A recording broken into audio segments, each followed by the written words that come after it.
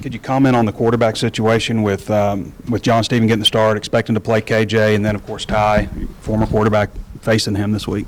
Yeah, I think really excited to see John Stephen out there. He's come in and done some good things past couple weeks. So he also had a good fall camp. So excited to get him out there and see what he can do. Obviously have a plan for KJ, get him out there as well.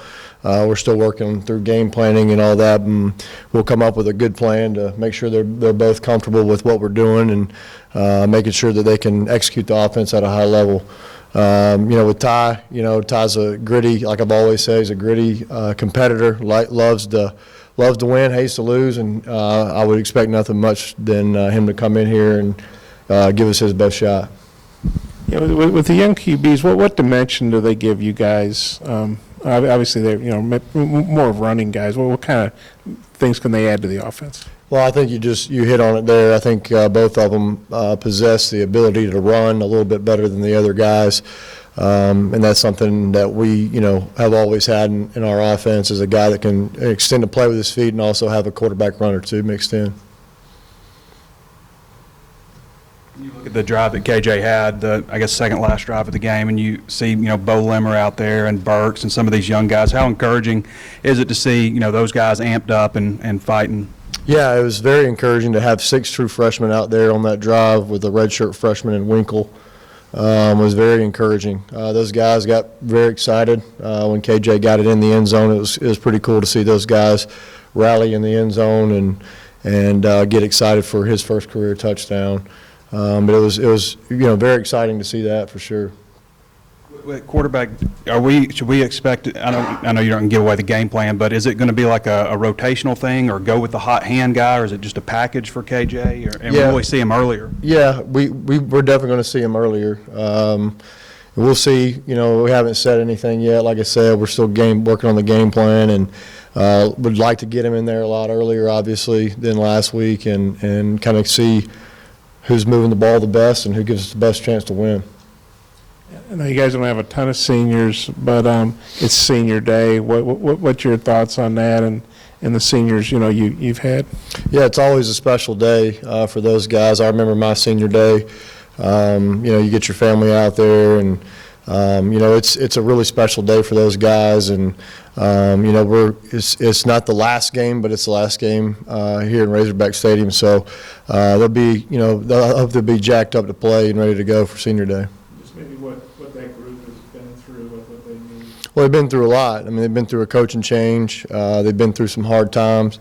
They've given us everything they've got. A lot of buy-in by those guys, and can't thank them enough for what they've done. I'm assuming John Stevens got a pretty good handle on everything. Has KJ's knowledge of the packages expanded in the last few weeks? Can you do more with him? Yeah, absolutely. Like I said, the bye week was huge for him. He got a lot of reps. He's been in all of my meetings, like I've mentioned. So he's really coming along and doing some really good things, and we can definitely expand that package for sure. Coach, were you tempted to pull Hicks earlier than you did, and kind of what went into that decision to keep him in the game that long? Yeah, well, we felt like he was doing okay. I mean, he wasn't doing great, but he was making some throws that we felt like, were in a position to be caught. Obviously the one he wants back was the touchdown, or would have been a touchdown to Mike if he leads him out there on the corner. He threw it behind, and the guy dropped the interception. But, that he didn't play as bad as he would have had to play to pull him earlier. And then really the pick six really wasn't, he was actually a good throw, to be honest with you. Our receiver there supposed to come right back down the stem, and he kind of stumbled to the outside, opening up the inside, obviously, for the corner to pick it. So those things happen, and Ben knows it was time, and he's been good about the whole situation and trying to help those young guys prepare. Joe, what's your relationship with C.J. O'Grady like, and how much are you guys going to miss him from this offense? Yeah, we're going to miss him a lot. He's a tremendous talent. He's made some plays for us over the past 2 years. Got a great relationship with CJ. I love CJ. He's a great kid, and we wish him nothing but the best moving forward.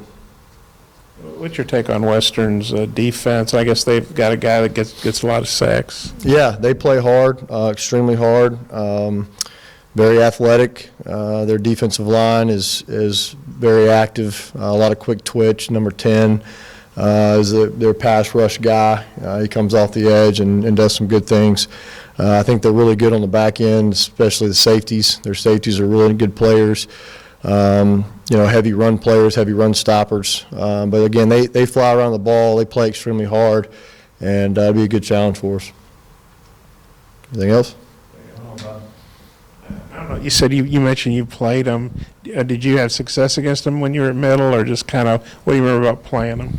Yeah, it was always a big rivalry for us. Back in the day. The only thing I really remember, I broke 2 bones in my back my senior year against them. So that's about all I remember about those games. But we won my senior year. I think my junior year, I don't know if I played.